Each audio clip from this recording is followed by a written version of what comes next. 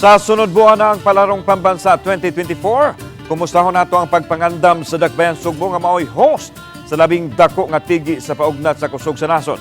Anang report?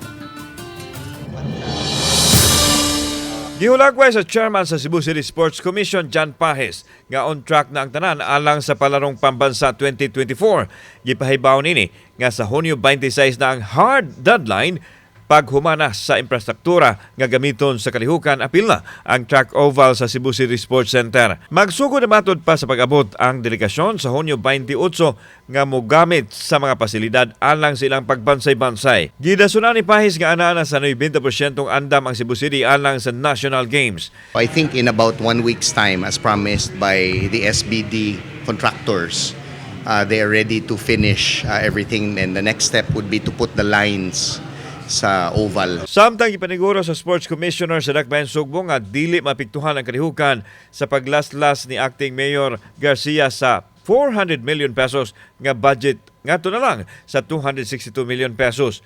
Plansado na usab ang koordinasyon nila sa ubang mga silingang LGU.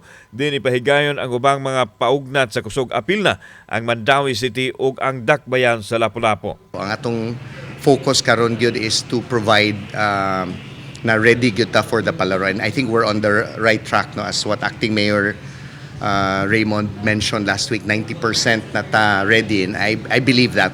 Kauban si Godfrey Lilian, ako si Alan Domingo. Balitang, Bisdak.